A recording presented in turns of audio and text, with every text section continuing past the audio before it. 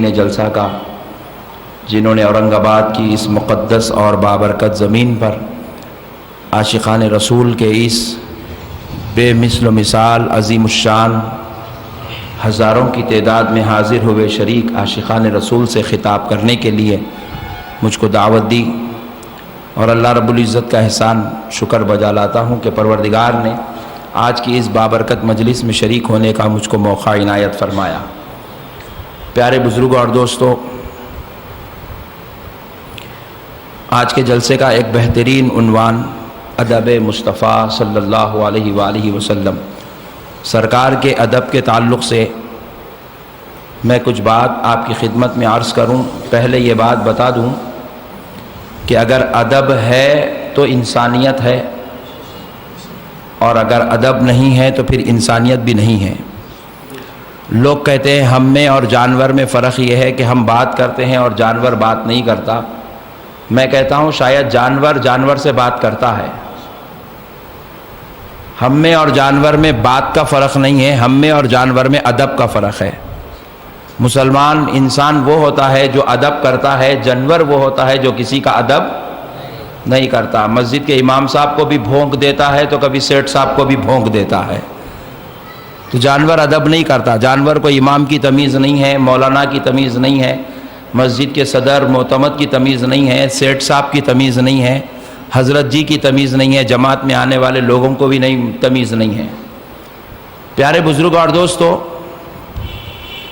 غور کرنے والی بات ہے،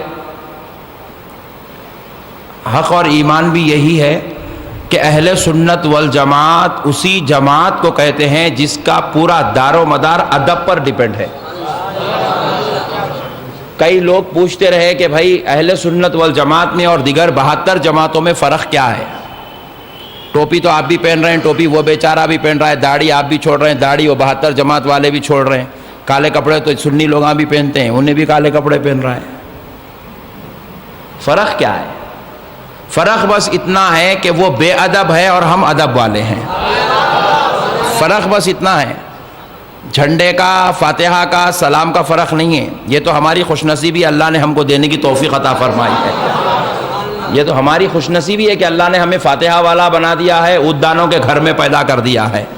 یہ تو اللہ کا بہت بڑا احسان ہے، پروردگار نے خوشبو کے ماحول میں رکھا ہے نہیں۔ اور اللہ کا شکر یہ ہے کہ گھر میں بٹھاتا ہے، گھر کی بیوی کے ہاتھ کا کھلاتا ہے، ورنہ لوگوں کو 40 دن تک بیوی بچوں کے ہاتھ کا کھانا نصیب نہیں ہو رہا ہے۔ یہ تو اللہ کا بہت بڑا احسان ہے، اللہ ہم کو اپنے گھر والوں کا، اپنے ماں کا، اپنے بھائی کا، اپنی بیوی کے ہاتھ کا کھلا رہا ہے۔ تو پیارے بزرگ اور دوستو، بہرحال میں آپ کا موڈ بنا رہا ہوں۔ میں دیکھا کہ آپ لوگ بہت زیادہ اچھے کیوٹ بیٹھے ہوں گے، مگر پتہ چل رہا ہے کہ تھوڑا آپ کا ذہن بنانے کی ضرورت ہے۔ تو بہرحال سنیت کا پورا دار و مدار ادب پر ہے۔ اب ہم لوگوں کو لوگ پوچھے وہ درگاہ کو جا کے جھکتے کئی کو، فرض ہے، واجب ہے، سنت ہے، نفل ہے، 56 سوال کرے تو بولا دیوانے ہیں تو یہ فرض کا سوال لایا کئی کو ہے؟ بھائی جھکنے سے فرض کا کیا تعلق ہے آپ بولیے؟ ایک صاحب اگر کوئی ضعیف ہے، لکڑی پکڑ کے چل رہے ہیں، کئی کو لیے مول صاحب لکڑی ہاتھ میں فرض ہے کیا پوچھے تو وہ لکڑی لے کے مارتے انہوں۔ میرے پیارے بزرگ اور دوستو، فرض اس کو پوچھا جائیں گا جس کا تعلق قرآن سے ہے، جس کا تعلق حدیث سے ہے۔ بھائی اگر کوئی مسلمان درگاہ کو جاتا ہے اور کسی ولی اللہ کی مزار کو چوم لیتا ہے، مزار کو جو ہے اپنا ماتھا لگا لیتا ہے، تو اس کو فرض، واجب، سنت کیوں پوچھا؟ یہ کیوں کر رہا ہے؟ بات سمجھ میں آئی نا بھائی؟ یہ کیوں لکڑی کیوں پکڑے ہیں آپ؟ فرض ہے، واجب ہے، سنت ہے، یہ سوال نہیں ہے۔ لکڑی کیوں پکڑے ہیں پوچھے تو اب وہ ضعیف عمر والا شخص جواب دے گا کہ بیٹا میرے گھٹنوں میں درد ہے اس لیے لکڑی پکڑ کے چل رہا ہوں۔ یہ پوچھ کے درگاہ پہ جھکتا کیوں ہے؟ فرض، واجب، سنت مت پوچھ، یہ پوچھ کے جھکتا کیوں ہے؟ تو اب جھکنے والا جواب دے گا سن نادان، میں فرض سمجھ کر نہیں چومتا ہوں، واجب سمجھ کر ماتھا نہیں لگاتا ہوں، آنکھوں کا بوسہ سنت سمجھ کے نہیں دیتا ہوں۔ اللہ کا ولی ہے، ادب کی وجہ سے جھک رہا ہوں، ادب کی وجہ سے جھک رہا ہوں، تعظیم کی وجہ سے جھک رہا ہوں، محبت کی وجہ سے جھک رہا ہوں۔ اس اللہ کے ولی کا ادب ہے، یہ وہ ولی اللہ ہے جس پر اللہ کی رحمتوں کا نزول ہوتا ہے، تجلیات و انوار کا نزول ہوتا ہے، جس کو رب محبت کرتا ہے، جس سے رب پیار کرتا ہے۔ ارے یہ وہ ولی اللہ ہے جس کی عظمت کو خدا ہو کر اپنے مقدس کلام قرآن مجید میں بیان کرتا ہے۔ تو اب ایسے کا ادب نہیں کروں گا تو اور کیا کروں گا؟ ادب کے خاطر جھکتے، اس میں اتنا ٹینشن کی کیا بات ہے؟ بات سمجھ میں آ رہی میرے بھائی؟ ادب ہے میرے بھائی۔ اب آپ میں کو پوچھے مول صاحب آپ کرسی پہ بیٹھے، فرض ہے، واجب ہے، سنت ہے، بولے تو کرسی اٹھا کے پھینک دوں گا میں اس کے اوپر۔ سوال ایسا کر جس کا کوئی جواب بنتا تو میں پوچھوں، ہاں مول صاحب سب نیچے بیٹھے، آپ کرسی پہ کہیں کو بیٹھے، پوچھ۔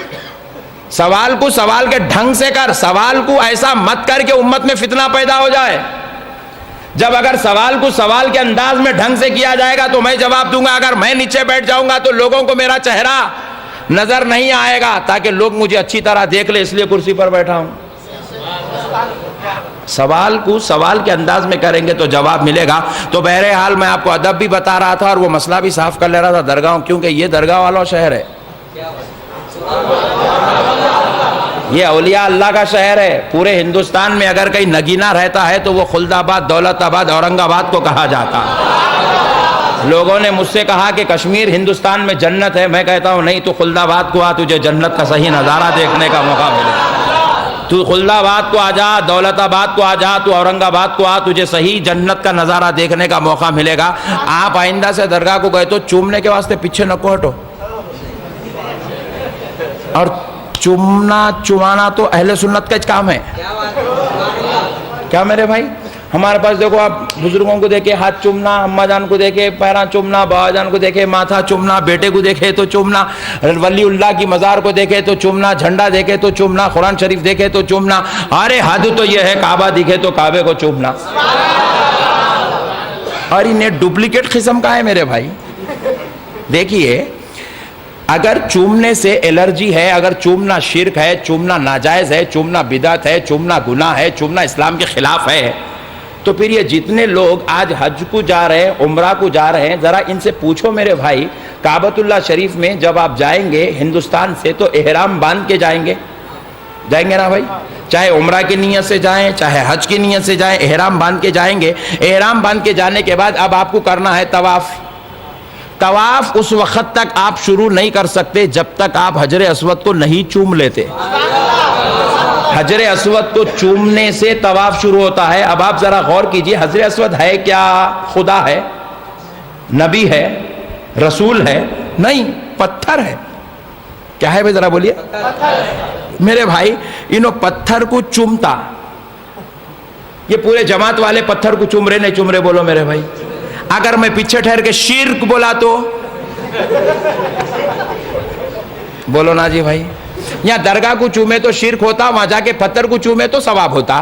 واہ، کیا دین بنا کے لائے رے بھائی! کون سی پروڈکٹ، کون سی فیکٹری میں بنا ہوا دین ہے یہ میرے کو آج تک سمجھ میں نہیں آیا۔ یہاں جو ہے درگاہ کو چومے، جھنڈے کو چومے، قرآن کو چومے، اللہ کے ولی کے ہاتھ کو چومے، بدعت، ناجائز ہے۔ تم اللہ کے برابر کا درجہ دے رہو ہو۔ ارے کسی کو نہیں چومنا اللہ کے برابر کا درجہ دینا ہے۔ اللہ وہ ہے جس کو چوم نہیں سکتے، اور کسی کو چومنا اس بات کی دلیل ہے کہ یہ اللہ نہیں ہے۔ اسی لیے اللہ رب العزت اپنے دربار میں بولے بندو وہاں نہیں چومتے، یہاں بولے۔ یہاں بلا کے مولا کیا کرے، کعبے کے سامنے کھڑا کر کے حجر اسود کو چوما رہے ہیں، اور ایسا چوما رہے میرے بھائی، طواف کرے تو ٹینشن نہیں ہے، صحیح کرے تو ٹینشن نہیں ہے، عرفات میں چومنے کی جگہ ٹینشن ہے۔ دیکھو آپ مار لے رہے ہیں، منہ پھوڑ لے رہے ہیں، خون نکل جا رہا وہ چومنے کی۔ اب میں خوب غور کر کے دیکھا یہ چومنا ہے کیا، پوائنٹ نوٹ کیا جائے، یہ چومنا کیا ہے مولا؟ اس پتھر کو چومنے سے تیری عبادت کا کیا تعلق؟ غور کر کے دیکھو، پوائنٹ پر غور کرو دوستو.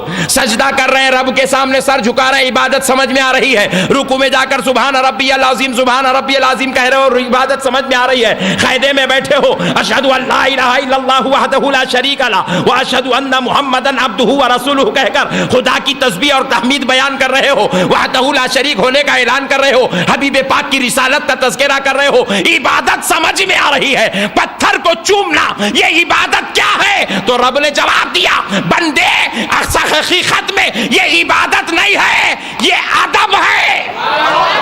اور میں نے اس ادب کو عبادت کا درجہ دے دیا ہے, ثواب کا درجہ دے دیا ہے, رحمت کا درجہ دے دیا ہے, قربت کا مقام دے دیا ہے. جو یہ ادب کر لیتا ہے وہ اللہ کا محبوبوں میں شمار کیا جاتا ہے, اللہ کے مقربین میں شمار کیا جاتا ہے. حجر اسود کو چومنا ادب ہے. تو پیارے بزرگ اور دوستو, اگر نعوذ باللہ اللہ تعالیٰ کو چومنا اگر ناپسند ہوتا تو یہاں بھی نہیں چومنے لگاتا, وہاں بھی نہیں چومنے لگاتا. وہاں چومنے لگا کر رب کریم بتا رہا ہے کہ میرے کو یہ چیز پسند ہے.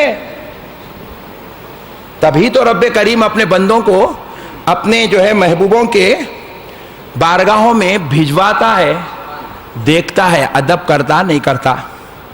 تو اب پیارے بزرگ اور دوستو یاد رکھیے گا, ادب ہی اسلام ہے اور اسلام کا پورا دار و مدار ادب پر ڈیپینڈ ہے. اب آپ بیت الخلا بھی چلے جائیں, حکم ہے بایاں پیر ڈال کے جانا. کیا ہے بھئی, یہ ادب ہے, آداب زندگی ہے, آداب زندگی ہے. زندگی کو گزارنے کا ایک طریقہ ہے, ایک اسلوب ہے. اللہ رب العزت بتا رہا ہے, مسجد میں آ رہے ہو سیدھا پیر ڈال کے آؤ. کیا ہے بھائی, یہ ادب ہے. پانی پی رہے ہو بیٹھ کے پیو, ادب ہے. 3 گھٹ میں پیو, ادب ہے. کھانا کھا رہے ہو بیٹھ جاؤ, ادب ہے. کھڑے ہو کے کھانا بے ادبوں کی نشانی ہے, بے ادبوں کی نشانی ہے. پیارے بزرگ اور دوستو اب ذرا غور کریے, ایک نوجوان ہے بیچارہ سگریٹ پی رہا, اگرچہ کہ نہیں پینا چاہیے, مگر جیسے سگریٹ پیتے راستے سے گزر رہا ہے, ایک بڑے بزرگ دکھے, سگریٹ پیچھے چھپا لیا. پہلے کے لوگوں کی بات بول رہا ہوں, آپ کے بچے ایسا نہیں کر رہے ہیں, چھپا لیا. چاچا بھی دیکھ لیے, ادب والا ہے, نیچے منڈی ڈال کے نکل گئے. نیچے پھر بعد میں پھر پینا شروع کر. میں دیکھ کے پوچھا رہے, میاں پیچھے کے کچھ چھپایا؟ بولے بابا جان کی عمر کے برابر ہے, ادب کرنا چاہیے. بولے بات سمجھ میں آئی؟ تو پیارے بزرگ اور دوستو یہ سگریٹ چھپا لینا بھی ادب ہے. اب ذرا آپ غور کریے گا, اجی جب چاچا کا ادب کیا جائے تو چاچا خوش ہوتے ہیں, بابا جان کا ادب کیا جائے بابا جان خوش ہوتے ہیں, اماں جان کا ادب کیا جائے اماں جان خوش ہوتے ہیں, اور سسر جی گھر کو آئے تھوڑا ریسپیکٹ دے کے تو دیکھو کیا مزہ آتا زندگی میں. زندگی کو 4 چاند لگ جاتے, کب تک ٹینشن ہے, کب تک لڑیں گے میرے بھائی. تو اب پیارے بزرگ اور دوستو اللہ بتا رہا ہے سامنے والے کی خوشی کا دار و مدار ادب پہ ہے, سامنے والے کی خوشی کا دار و مدار ادب پہ ہے. اب مدینے والے مصطفیٰ کا غلام عصر کی نماز کے بعد بیٹھتا ہے, الفاتحہ کہہ کر 1 سورہ فاتحہ نذرانہ عقیدت میں بھیج رہا ہے, 3 سورہ اخلاص بھیج رہا ہے, درود شریف کا نذرانہ بھیج رہا ہے, ادب اور احترام کا مظاہرہ کر رہا ہے, جمعہ کی نماز پڑھتا ہے, اٹھ کر ادب سے کھڑے ہو کر یا نبی سلام علیکہ کا نذرانہ بھیج رہا ہے. میرے پیارے دوستوں پوچھا گیا, اے فرشتوں یہ سلام بھیجنے والے کون ہیں؟ فرشتے عرض کرتے ہیں یا رسول اللہ یہ ادب والے غلاموں کا سلام ہے, یہ ادب والے غلاموں کی فاتحہ ہے جو با ادب جماعت کے لوگ ہیں, اور یا رسول اللہ یہ آپ کو ادباً سلام عرض کرتے ہیں. تو خدا کی قسم اب آمینہ کے لال غلاموں سے خوش ہونے لگ جاتے ہیں, آمینہ کے لال خوش ہونے لگتے ہیں. تو پتا کیا چلا, ادب وہ چیز ہے جو نبی کو بھی خوش کرتی ہے, اللہ کو بھی خوش کر رہی ہے, اور کائنات کے آزو بازو رہنے والے سارے انسانوں کو خوش کر رہی ہے. ادب کے بغیر چارہ نہیں ہے دوستو, ادب کرنا ہی کرنا ہے. اور اب آئیے یہ ادب کا جو تعلق ہے خود رسول اللہ نے سکھایا ہے. حدیث شریف نبی پاک صلی اللہ علیہ وسلم ارشاد فرماتے ہیں ادبوا اولادکم, آقا ارشاد فرماتے ہیں تم اپنی اولاد کو ادب سکھاؤ. علی ثلاث خصال, اور 3 چیزیں ان کی خصلت میں داخل کر دو, ان کو 3 چیزوں کا ادب ان کی خصلتوں میں داخل کر دو. ان کی فطرتوں میں داخل کر دو. یہ تین چیزوں کا ادب ان کی خصلتوں میں بٹھا دیا جائے، فطرتوں میں بسا دیا جائے. کب؟ جب ابھی وہ بالکل نو پیدا شدہ ہو، جو ابھی ابھی دنیا میں آئے ہوں، جو ہوش سنبھال رہے ہوں، جو بات چیت کرنا جان رہے ہوں، جب وہ کھڑے ہونا سیکھ رہے ہو، جب وہ انگلی پکڑ کر چلنا سیکھ رہے ہو، اس وقت ان کی خصلتوں میں تین چیزوں کا ادب داخل کر دو. اور وہ تین چیزیں کیا ہے؟ آگے آقا علیہ الصلوۃ والسلام ارشاد فرماتے ہیں حبی نبیکم، تمہارے نبی کی محبت ان کو سکھا دو. وہ حبی اہل بیت اطہار، اور نبی کی اہل بیت کی محبت ان کو سکھا دو. وہ ابھی تلاوت القرآن، اور اب قرآن کی تلاوت ان کو سکھایا کرو. آقا علیہ السلام خود ارشاد فرماتے نبی کی محبت سکھاؤ. پیارے بزرگوں اور دوستو، قربان جائیں، صحابہ اکرام رضوان اللہ تعالی علیہ مجمعین کے ایک بار جنگ کا موقع ہے. جنگ کا موقع ہے. کفار بڑی پروگرامنگ کے ساتھ رسول اعظم صلی اللہ علیہ وآلہ وسلم اور اصحاب رسول کے ساتھ مقابلہ کرنے میدان میں اترے. بڑی پروگرامنگ کے ساتھ پورے جتنے مشورے کرنا تھا پورے مشورے کر لے کے اترے. جتنے میٹنگاں کرنا تھا، جہاں جہاں بیٹھ کے گروپ بندی کرنا تھا، جتنوں کو کھٹکے مارنا تھا پورے مار کے لا لیے. بڑی پروگرامنگ کے ساتھ میدان میں اترے. اور اب میدان جنگ چل رہا ہے. ایک ایک صحابی کے لیے ان لوگوں نے ایک ایک گروپ بنایا کہ یہ گروپ اس صحابی کو گھیرے گا، وہ گروپ اس صحابی کو، یہ گروہ ان کو پکڑے گا، یہ گروہ ان کو. ایسا کر کے ایک ایک صحابی کے پیچھے 10 12 15 15 20 کفار کو لگا دیے. بڑی پروگرامنگ کے ساتھ میدان میں اترے. جب میدان میں جنگ شروع ہوئی اور ان بدبختوں نے کیا کیا، صحابہ اکرام کو جیسے ہی گھیرنا شروع کیا. اب صحابہ اکرام کفار کو آپس میں سنبھال رہے ہیں. نبی پاک صلی اللہ تعالی علیہ وسلم کے آزو بازو اطراف و اکناف سے صحابہ اکرام کو ہٹا کر دور دور لے کے چلے گئے، بڑی پروگرامنگ کے ساتھ لڑتے ہوئے. اور جیسے ہی رسول اعظم صلی اللہ تعالی علیہ وسلم یکا و تنہا ہوئے میدان جنگ میں، صحابہ اکرام جیسے ہی دور ہوئے، حضور یکا و تنہا ہوئے، تو کفار و مشرکین کا ایک بڑا قافلہ رسول اللہ صلی اللہ علیہ وسلم سے مقابلے کے لیے آ گیا. آقا علیہ الصلوۃ والسلام سے مقابلہ کرنے لگے.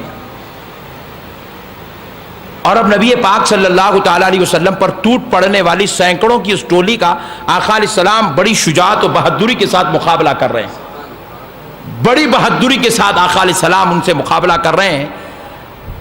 اور کتنی دیر ہو گئی، حضرت عمر رضی اللہ تعالیٰ سوچتے ہیں ان لوگوں نے بڑی مصیبت سے، بڑی پلاننگ سے، بڑی چالاکی سے ہم لوگوں کو اتنی دور کر دیا. بولے حضرت ابوبکر ادھر ہیں، حضرت عثمان ادھر ہیں، حضرت علی ادھر ہیں، حضرت سفیان ادھر ہیں، فلاں ادھر ہے، فلاں ادھر ہے، فلاں ادھر ہے. پریشان ہوئے. حضرت عمر دیکھتے ہیں رسول اللہ کدھر ہے. جب دیکھتے ہیں تو آقا علیہ الصلوۃ والسلام سینکڑوں کفار کے جھرمٹ میں یکا و تنہا مقابلہ کرتے نظر آ رہے ہیں.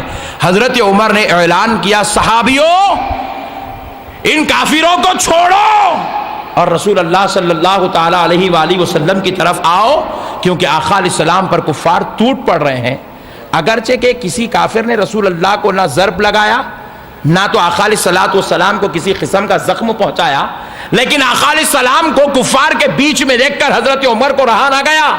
اب اپنے اوپر چلنے والی تلواروں کی پرواہ نہ کیے، صحابہ کے لیے اعلان بلند کیے. صحابہ کرام اپنی پیٹھوں کو تلواروں سے چھنی کرتے ہوئے رسول اللہ کی طرف آئے اور کفار و مشرکین کے اس نرغے میں گھس پڑے جہاں آقا یکا و تنہا مقابلہ کر رہے تھے. حضرت عمر جب گھسے تو دیکھنے والی آنکھوں نے دیکھا کہ حضرت عمر کے ساتھ صحابہ کرام کا ایک بڑا مجموعہ کفار کی تلواروں کو اپنی پیٹھوں پر برداشت کرتا ہوا اس نرغے میں گھس پڑا جہاں رسول اللہ تھے. تو پیارے دوستو، دیکھنے والی آنکھ کیا دیکھتی ہے کہ جب اب حضور کو سیو کرنے کے لیے صحابہ اکرام جب آ رہے ہیں تو آپ حق اور ایمان سے بتاؤ کہ اب صحابہ کا چہرہ کدھر ہونا چاہیے؟ کفار کی طرف، کیونکہ فائٹ آپ سے کر رہا ہوں تو چہرہ آپ کی طرف ہونا چاہیے. کفار سے مقابلہ ہو رہا ہے، چہرہ مقابلہ کرنے والوں کی طرف ہونا چاہیے.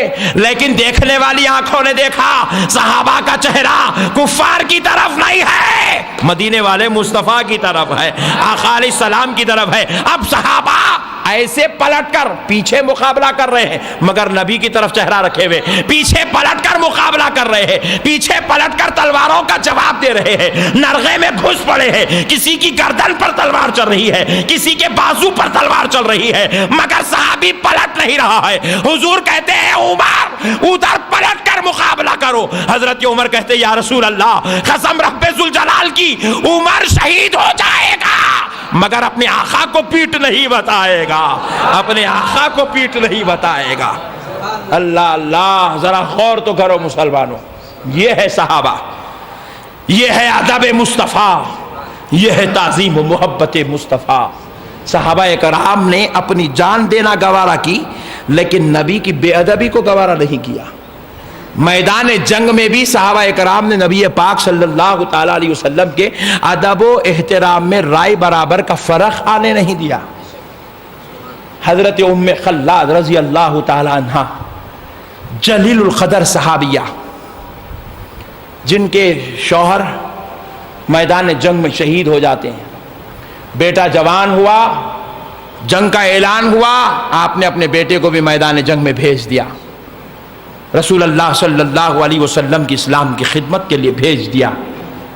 اور جب بیٹا میدان جنگ سے واپس نہیں آیا، حضرت ام خلاد بڑی بے چین ہوئی، بے قرار ہوئی، رسول اعظم صلی اللہ علیہ وسلم کے دربار اقدس کی طرف دوڑتی دوڑتی دوڑتی دوڑتی چلی آئی۔ جب رسول اعظم صلی اللہ علیہ وآلہ وسلم سے حضرت ام خلاد کی ملاقات ہوئی تو اس حال میں آقا علیہ السلام ہزاروں صحابہ، سینکڑوں صحابہ کے بیچ میں بیٹھے ہوئے، ایک طرف خواتین کی مجلس سجی ہوئی، ایک طرف مرد حضرات کی، مردوں کے بیچ رسول اللہ بیٹھے ہوئے۔ آقا علیہ السلام کی یہ باندھی حضرت ام خلاد خواتین کے اجلاس سے سوال دراز کرتی ہیں، یا رسول اللہ میرا بیٹا بھی آپ کے ساتھ میدان جنگ میں چلا تھا، یا رسول اللہ میرا بیٹا واپس نہیں آیا، آقا میرے بیٹے کا کیا ہوا؟ آقا علیہ السلام فرماتے ہیں ام خلاد مبارک ہو، تمہارا بیٹا میدان جنگ میں شہید ہو گیا۔ اللہ اکبر۔ حضرت ام خلاد جیسے ہی سنی سکتہ طاری ہوا، قیامت ٹوٹ پڑی اور مصیبت کا پہاڑ آنکھ پر گرا، سکتہ طاری ہوگا، خاموش بیٹھ گئی۔ مجلس میں سے ایک صحابی نے آواز دیا، اے ام خلاد کیا وہ تمہارا سگا بیٹا نہیں تھا؟ صحابی نے پوچھا کیا وہ تمہارا سگا بیٹا نہیں تھا؟ حضرت ام خلاد دبی ہوئی آواز میں جواب دیتی ہیں، قسم خدا کی وہ میرا سگا بیٹا تھا، اس کو میں نے اپنا دودھ پلایا تھا۔ پھر کہتے ہیں اے ام خلاد تم نے اپنے بیٹے کی شہادت کا ذکر سنا؟ نہ تو تم رو رہی ہو، نہ تو تم پر مصیبت کا طاری ہو رہی ہے، نہ تو تم پر غم کے آثار چھائے ہوئے ہیں، نہ تو تمہاری طرف سے کوئی رنج و ملال کی خبر اطلاع نصیب ہو رہی ہے، بات کیا ہے؟ حضرت ام خلاد کہتی ہیں میں اپنے بیٹے کے غم میں جان دینا گوارا کروں گی لیکن مجلس رسول میں بیٹھ کر آواز بلند کر کے ماتم کر کے نبی کی بے ادبی کرنا گوارا نہیں کروں گی۔ اللہ اللہ اللہ اللہ، ذرا غور تو کرو دوستو، یہ وہ صحابہ اکرام ہیں جنہوں نے اپنی جان قربان کر دی مگر نبی کی بے ادبی گوارا نہیں کی۔ لوگ آج بولتے صحابہ والا کام، صحابہ والا کام، صحابہ والا کام، صحابہ کون سا ہے رے بھائی صحابہ والا کام؟ میں حق اور ایمان سے پورے ہندوستان میں پوچھ رہا ہوں میرے بھائی، یہ 40 دن کی جماعت میں جانا اگر کوئی میرے کو ثابت کر دیا یہ صحابہ والا کام ہے تو میں 1000 لوگوں کو جماعت میں لے کے چلنے تیار ہوں۔ یہ کون بولے میرے بھائی یہ صحابہ والا کام ہے جماعت میں جانا، 40 دن اماں باپ کو چھوڑ دینا، 4 مہینے بیوی بچوں کو چھوڑ دینا، یہ کون بولے صحابہ والا کام ہے؟ خدا کی قسم صحابہ ایسا کرے ہی نہیں۔ صحابہ تو نبی پہ وارے گئے، نبی کے صدقے گئے، نبی پہ قربان ہو گئے، نبی پہ اپنی جان کو نچھاور کر دی، یہ صحابہ والا کام تھا۔ صحابہ تو نبی کے ادب میں فرق آنے نہیں دیے میرے بھائی، ایک ایک عمل کو نبی کے زندہ رکھے، صحابہ اکرام کبھی اس عمل کو مٹنے نہیں دیے۔ حضرت عبداللہ ابن عمر رضی اللہ تعالیٰ عنہ، بخاری شریف کی حدیث ہے، ایک مرتبہ راستے سے صحابہ اکرام کے ساتھ گزر رہے ہیں، گزرتے ہوئے حضرت عبداللہ ابن عمر رضی اللہ تعالیٰ عنہ ایک جھاڑ کی طرف اچھل پڑے اور ٹہنی کو توڑ دیے جس میں جلیل القدر صحابہ اس قافلے کے اندر موجود ہے۔ حضرت ابو بکر بھی اس قافلے میں موجود ہے، حضرت عمر بھی اس قافلے کے اندر موجود ہے، اور صحابہ کرام نے حضرت عبداللہ ابن عمر کی یہ حرکت دیکھی تو کسی نے سوال کیا ہے، عبداللہ ابن عمر یہ کیا عمل کر رہے ہو؟ اتنے بڑے بڑے جلیل القدر صحابہ تمہارے ساتھ ہیں اور تم یہ کیا بچوں کی طرح جھاڑوں کی طرح اچھل رہے ہو، کیا بچوں کی طرح ڈغالیاں توڑ رہے ہو؟ تو حضرت عبداللہ ابن عمر نے کہا خدا کی قسم میں یہ بچوں کی طرح کام نہیں کر رہا ہوں، مجھے اچھی طرح یاد ہے ایک بار میں میرے آقا کے ساتھ اسی راستے سے ایک قافلے سے گزر رہا تھا، ایک ٹہنی نیچے لٹک رہی تھی، رسول اللہ نے اس غرض سے اس ٹہنی کو توڑا کہیں کسی کی آنکھ میں یہ ٹہنی نہ لگ جائے، کہیں کسی کے لیے تکلیف کا سبب نہ بن جائے، میرے آقا نے ٹہنی کو توڑا، مجھے وہ عمل یاد آ گیا، سنت مصطفیٰ کی تکمیل کے لیے میں ٹہنی کو توڑ رہا۔ یہ تھے میرے بھائی صحابہ، یہ تھے صحابہ۔ میرے پیارے بزرگوں اور دوستو ذرا غور تو کرو، صحابہ نے کون سا ایسا لمحہ گزارا، ایک لمحہ بتا دے جس میں صحابہ نے نعوذ باللہ رائی برابر کی بھی کبھی رسول اللہ کی بے ادبی کی ہو، رائی برابر کی بھی بے ادبی کی ہو۔ صحابہ ان کو کہتے ہیں جو اس کائنات میں ادب کا مرکز تھے، احترام کا مرکز تھے، تعظیم اور محبت کا مرکز تھے، مگر افسوس آج کے معاشرے میں، آج کے ماحول میں بے ادبی کو لوگوں نے انسانیت بنا لیا، گستاخیوں کو لوگوں نے دین بنا لیا، بغاوت کو لوگوں نے اسلام کا نام دے دیا، اور غداری نبی اور آل نبی کے ساتھ کرتے ہیں، اس کو ایک نئی جماعت کا نام دے دیا۔ میرے پیارے بزرگوں اور دوستو یاد رکھیے گا، صحابہ کرام رضوان اللہ علیہم اجمعین نے ادب کیا۔ کیا کیا بھائی ذرا بتائیں؟ کیا قربان جائیں حضرت ابو بکر صدیق رضی اللہ تعالیٰ عنہ کے، کیا شان تھی حضرت ابو بکر صدیق رضی اللہ تعالیٰ عنہ کی۔ غار ثور میں بیٹھے ہوئے ہیں، آقا علیہ الصلوۃ والسلام کے ساتھ ہیں، حضرت نبی پاک علیہ السلام غار ثور میں پہلے داخل ہونا چاہتے تھے، حضرت ابو بکر نے کہا یا رسول اللہ ذرا کھڑے ہو جائیے، میں پہلے اندر کے حالات کا جائزہ تو لے لیتا ہوں۔ جب اندر غار میں گئے تو دیکھتے ہیں کہ سوراخ بنے ہوئے سانپوں کے، آپ نے اپنی خمیس مبارکہ اتاری، پھاڑ پھاڑ کر ایک ایک سوراخ کے اندر اس خمیس کو ٹھوستے گئے اور سوراخوں کو بند کیا، آخر میں ایک سوراخ باقی رہ گیا تھا۔ حضرت ابو بکر نے رسول اعظم صلی اللہ علیہ وسلم سے کہا حضور اندر تشریف لائیے۔ سرکار جب اندر تشریف لائے تو آپ نے سرکار کو اپنی مانڈی مبارکہ پر سلا لیا اور ایک پیر آپ نے اس سوراخ پر رکھ دیا جہاں پر کپڑا نہیں ٹھوس سکے تھے، اپنی اڑی مبارکہ لگا کر رکھ دیے، اور اب اندر سے سانپ ڈس رہا ہے۔ پوائنٹ نوٹ کرو دوستو، میں یہ وہ حدیثیں آپ کو سنا رہا ہوں جو کوئی جماعت کا کوئی ملا بھی اس بات کا انکار نہیں کر سکتا۔ اجی میرے بھائی ادب کیا ہے؟ ہمارے پاس 5 منٹ کا ادب کرتے ہیں، 5 منٹ حساب میں ٹھہریں گے، اس کے بعد ذرا پیرا درد ہو تو ہلو سٹکنا شروع کرتے، ادھر سے نکلتے، اور یہ سٹکنا جائز ہے، جائز ہے میرے بھائی، جائز ہے۔ اللہ کی عبادت میں آپ کھڑے میں تراوی میں 3 پارے پڑھ رہے ہیں، آپ ایسا ٹھہرے پیرا درد، ایک نوجوان بیٹھ گیا، عذاب آتا، اللہ بولا جائز ہے میرے بندے، بیٹھتا، چل جا، مجبوری ہے تیری، بیٹھ جا۔ بولے کھڑے ہو کے پوری مسجد نماز پڑھ رہی، 5 مصلیاں ایسے کرسی پہ بیٹھ کے پڑھ رہے ہیں، اللہ بولا جائز ہے میرے بندے، تو مجبور ہے، کر مجبوری کی حالت میں سٹکنا جائز ہے۔ مگر حضرت ابو بکر کے پاس اس سے بڑی مجبوری کیا تھی؟ سانپ ڈس رہا ہے، بولو نا میرے بھائی، اس سے بڑی مجبوری کیا تھی؟ رسول اللہ کو بول سکتے سرکار ذرا آپ اٹھ جائیے نا، سانپ ڈس رہا، انہیں مار دیں گا میرے کو، میں مر جاؤں گا، سرکار ذرا آپ اٹھیے نا، آپ باہر جائیے، میں اس کو ذرا دیکھ لیتا ہوں، پہلے اس کو لکڑی لے کے مار کے اس کو کچل کے پھر آپ کو بلا کے میرے آقا سلا لیتا ہوں۔ بول سکتے تھے نہیں بول سکتے تھے؟ مگر میرے وہ حضرت ابو بکر صحابی تھے جی، وہابی نہیں تھے، وہ ادب کا مرکز تھے جی، بے ادب لوگوں کے ایسے نہیں تھے۔ بولے جان چلی جائے پرواہ نہیں ہے، ادب مصطفیٰ میں فرق نہیں آنا چاہیے، جان چلی جائے پرواہ نہیں ہے، تعظیم مصطفیٰ میں فرق نہیں آنا چاہیے، جان چلی جائے تو چلی جائے۔ اور خدا کی قسم راوی لکھتے ہیں حضرت ابو بکر کے جسم میں وہ جو زخم تھا، وہ جو زہر تھا، اسی وجہ سے حضرت ابو بکر کا انتقال ہوا، اسی وجہ سے آپ کا انتقال ہوا، کیونکہ وہ زخم اس وقت تو رسول اللہ نے اپنا لعاب دہن لگا دیا، صحت ہو گئی، اس وقت آپ کی شہادت نہیں ہوئی، مگر وہ زخم اندر رہا۔ جب آپ کا وقت وصال آیا، کہتے ہیں کہ اسی زخم کی وجہ سے، اسی زہر کی وجہ سے آپ کا وصال ہوا۔ پیارے بزرگوں اور دوستوں، جان دے دی، مگر لمحے بھر کی بے ادبی کو صحابہ نے برداشت نہیں کیا۔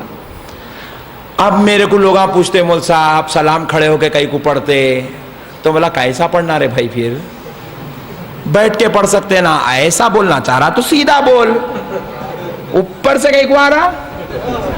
میں بولا بیٹھ کے نہیں رے بھائی، لیٹ کے پڑھ سکتے سلام، لوٹتے بھی پڑھ سکتے، کلاٹیاں مار لیتے یا نبی سلام علیکہ بول چلتا، کلاٹیاں مارتے ہی پڑھ سکتے سلام، مگر کلاٹیاں مارتے ہوئے پڑھنا، لیٹ کے پڑھنا، بیٹھ کے پڑھنا ادب نہیں ہے۔ کھڑے ہو کے پڑھنا ادب ہے، اس لیے کھڑے ہو کے پڑھتے۔ اب یہ ادب کرے تو ٹینشن کئی کو، بات سمجھ میں آ رہی میرے بھائی، ادب کرے تو ٹینشن کئی کو رے بھائی، ادب ہے وہ۔ اب تو اس کو فرض ہے، واجب ہے، سنت ہے، اب یہ جاہلانہ سوالہ نکو کر۔ وہ نبی کی بارگاہ میں سلام پیش کرتے وقت اٹھ کے کھڑے ہو جانا ادب ہے۔ کیا ہے میرے بھائی ذرا بولیے؟ آپ لیٹے ہوئے، آپ کے والد بزرگوار آیا اور آ کے بولے بیٹے کیا ہوا، آج کا کاروبار کیسا چلا؟ لیٹے لیٹے ایسا سر کے نیچے ہاتھ ڈال کے پیر ہلا کے بولتے با 10,000 روپے کا ہوا گرا کا۔ با بولیں گے اس سے پوچھنے سے بہتر ہے اس کو جوتے مارتا تو اچھا تھا، بولیں گے۔ با جان پوچھے تو آپ کیا کرتے؟ ایک دم زٹ بول کے اٹھ کے بیٹھ جاتے آپ، جی ابو جی ہاں بابا ماشاءاللہ آج الحمدللہ بہت اچھا گراہک ہوا۔ بات سمجھ میں آئی میرے بھائی؟ بات سمجھ میں آئی؟ تو آپ نبی کا ادب کرتے ہیں تو اس میں اللہ تعالیٰ یہ نہیں کہیں گا اوہو انہیں کھڑ کے سلام پڑھتا تھا ڈالو اس کو دوزخ میں، ایسا نہیں بولیں گے اللہ تعالیٰ، بولیں گے میرے بھائی ایسا؟ اللہ تعالیٰ تو ادب کرنے پہ خوش ہوں گے نا میرے بھائی، بے ادبی کرنے والوں کو اللہ پسند کریں گا۔ انہیں جو ہے، میں کعبۃ اللہ شریف کو جب گیا پہلی بار 2006 میں حج کے لیے جب گیا تھا، پہلی بار جب گیا تھا تو یقین مانیے خدا کی قسم میرے اوپر قیامت گزرتی تھی، بجلیاں گرتے تھے میرے اوپر، میں تڑپ کے رہ جاتا تھا۔ ارے میں بولا ایسے کیسے لوگ آئے رہے بھائی دنیا کے اندر، اور اس کو انسانیت سمجھے ہوئے، اس کو دین کا نام دیے ہوئے، اس کو جو ان لوگوں نے مذہب بنا لیا، اسی کو ان لوگوں نے دینداری بنا لیا۔ کیا انہیں پوری دنیا میں کدھر بھی پیر کر سکتا، نہیں کرتا، کعبے کچھ پیر کر کے سوتا، پھر بولتا میں صحیح مسلمان ہوں۔ یہ کون سی رے بھائی، نعوذ باللہ، یہ بے ادبی کرنے کا نام اسلام کیسا ہے؟ میں مسجد حرام میں میرے استاد محترم حضرت سید شاہ طاہر رضوی القادری صاحب قبلہ رحمۃ اللہ علیہ صدر الشیوخ جامع نظامیہ سے جب میں پڑھتا تھا آپ کے پاس، تو آپ فرماتے تھے کہ بابا کبھی اگر کعبہ جانے کا موقع مل جائے تو کعبے کو پیٹ نہیں بتانا، بولتے تھے ادب۔ تو ہم لوگوں کی دیوانگی تھی کہ ہم لوگ الٹے آتے تھے، جاتے وقت سیدھا جانا ہے، کعبہ کدھر سے بھی رک جاؤ کعبہ سامنے دکھتا، کون سے بھی دروازے سے جاؤ آپ سامنے رہتا کعبہ، آتے وقت الٹا آتے تھے، الٹا ہے تو حرامی ہندی پکارتا انہیں متوا، تو بہرحال تو پکار لیتے رہے بھائی، میں میرا کام کر لیتے رہتا ہوں، تو یہی کر رہا زندگی بھر، بول کے ایسے نکلتے تھے۔ تو میں واپس نکل رہا ہوں میرے بھائی، ایک کو دیکھا میں لیٹا ہوا ہے، کعبے کو پیر کیا ہوا ہے، اب وہ اتنا موٹا ہے، اتنا موٹا ہے، انہیں یہ کرا تو یہ گردن نیچے لگ رہی نہیں اس کی، اس پہ لیٹا بازو پہ، گردن نیچے نہیں لگ رہی، تو کیا کرا، پلر کے پاس سے ہاتھ ڈالا، تو وہاں پلروں کو پورے نیچے تابدانہ بنے ہوئے، چھوٹے چھوٹے خانہ بنے ہوئے، قرآن رکھی ہوئی اس کے اندر، ہاتھ ڈالا، 5 قرآن نکالا، لگا کے تکیہ بنا کے سو گیا، خلاص۔ اتنی بے ادبی کرتے اور پھر اس کے بعد بولتے میرے بھائی کہ یہ ہم مسلمان ہیں۔ ہمارے حیدرآباد میں اور کئی مقامات پر ہندوستان میں میں دیکھتا ہوں مسجدوں کے اندر یا اللہ یا محمد صلی اللہ علیہ وسلم، ابو بکر صدیق، حضرت سیدنا عثمان، حضرت سیدنا عمر ابن خطاب، حضرت سیدنا علی اور اہل بیت کے نام، خلفائے راشدین کے نام، عشرہ مبشرہ کے نام لکھے ہوئے ہوتے ہیں۔ اگر آپ یہی بازو والوں کی مسجد میں چلے جاؤ، نے پورے نامہ اکھاڑ کے پھینک دیتا، کوئی نام نہیں لکھتا انہیں سوائے کلمہ لا الہ الا اللہ محمد رسول اللہ، برخاست، وہ بھی لکھا تو، ورنہ اس کے لیے وہ لکھنا بھی کوئی ضروری نہیں، انہیں خالی اللہ اکبر لکھ کے کام چلا لیتا۔ صحیح بول رہا ہوں غلط بول رہا ہوں؟ بولو نا جی، آپ لوگ بولتے نہیں کیا جی، میں اکیلا ہی بول لینا، صحیح ہے نا؟ ان کی مسجدوں میں آپ نام دیکھے، حضرت ابو بکر کا، حضرت عمر کا، حضرت عثمان کا، حضرت علی کا نام دیکھے نہیں دیکھے، یا رسول اللہ دیکھے، یا محمد دیکھے نہیں دیکھے، کیوں نہیں لکھتا؟ نہیں، جائز نہیں ہے، صرف اللہ کا نام، صرف اللہ کا نام، اللہ کے علاوہ کسی اور کا نام نہیں لکھنا. میں پریشان ہوا. ماں کتنا بڑا موحد ہے نے, کتنا بڑا موحد ہے نے, کتنا بڑا اللہ کو ماننے والا ہے, سوائے اللہ کے کسی اور کا نام نہیں لکھنا. اللہ تیرا خاص بندہ ہے, تو کتنا خوش ہو رہا ہوں گا اس سے, کتنا اچھا بندہ ہے میرا, میرے علاوہ کسی اور کو مانتا ہی نہیں, اللہ کتنا خوش ہو رہا ہوں گا. نہیں پیارے بزرگ اور دوستوں, لیکن جب میں کعبے کو پہنچا تو میری زمین اس وقت نکلی. مقام ابراہیم پہ کھڑا ہوا ہوں, مقام ابراہیم کو پکڑ کر جب کعبے کے اوپر دیکھتا ہوں تو کعبے کے اس مقام پر جہاں کھڑے ہو کر نیچے امام نماز پڑھاتا ہے, کعبے کے 4 رخ ہے, 4 رخ میں سے امام اس جگہ کھڑے ہو کر کعبے کے نماز پڑھاتے ہیں جو مقام ابراہیم والا رخ ہے. اس مقام پر کھڑے ہو کر نماز پڑھاتے ہیں, اور امام کے اوپر جو لکھا ہوئے سونے کے دھاگے سے لکھی ہوئی جو آیات ہوتی ہے, کعبے کے تینوں طرف قرآن کی آیت ہے اور چوتھی طرف قرآن کی آیت نہیں ہے.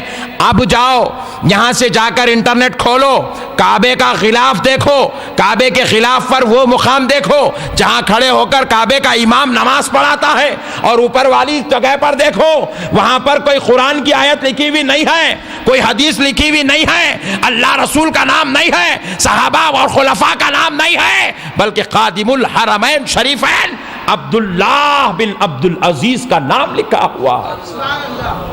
اللہ اکبر کبیرہ.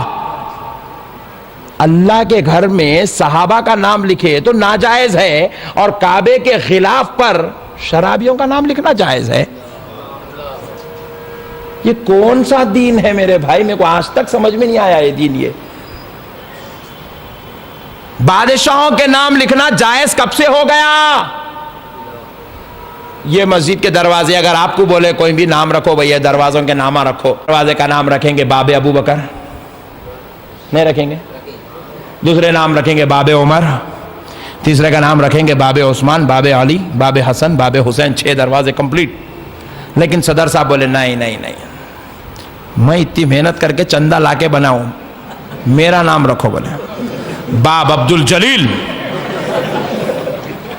کیا بولتے بولو اب آپ, حق اور ایمان سے بولو, جلدی بولو, کیا بولتے بولو. صدر صاحب کو پرمیشن دیتے؟ اجی یہاں کے صدر صاحب معاف کرو جی, میں آپ کے بارے میں نہیں بول رہا ہوں, مسجد کی ایک مثال دے رہا ہوں, لوگوں کو دین سمجھانے کے واسطے پوچھ رہا ہوں میرے بھائی. نام رکھے بولے صدر صاحب بول رہے, جان دو جی صدر صاحب کو نہ کوئی ایک سیٹ آیا اورنگ آباد کا, بولے میں مسجد کو 5 کروڑ دیتا ہوں, شرط ایک ہے مسجد کا نام, دروازے کا نام میرے نام سے ہونا. بولے بھائی یہ نام صحابہ اکرام کے نام سے رکھا جا چکا ہے, تیرے نام سے کیسا رکھیں گے؟ بڑے بھائی نہیں ہو سکتا, میرے نام سے رکھو. اب آپ بولیں گے بھائی اللہ حافظ تیرے 5 کروڑ نکو, تو نکو, جا یہاں سے چل. بات سمجھ میں آئی؟ مگر حق اور ایمان سے بولو, آپ جب کعبۃ اللہ شریف کو جا رہے ہیں, جس باب سے ہندوستانی داخل ہوتے ہیں اس باب کا نام کیا ہے؟ باب عبدالعزیز ہے کہ نہیں ہے؟ باب عبدالعزیز ہے. ارے اتنا بڑا دروازہ بنائے, 2 مینار لگائے, کروڑوں روپیہ خرچ کرے, اگر باب ابو بکر رکھ دیتا تو تیرا کیا جاتا؟ پھر ادھر سے گیا میں تو باب ملک فہد, اوفو والا پاشا. اگر باب علی رکھ دیتا تو تیرا کیا جاتا؟ اپنا نام کہیں کو جی. میرے پیارے بزرگ اور دوستو, کب تک اس بے ادبی کو ہم دین سمجھیں گے؟ کب تک ہم نعوذ باللہ من ذالک آج کل کی یہ شیطانیت کو اور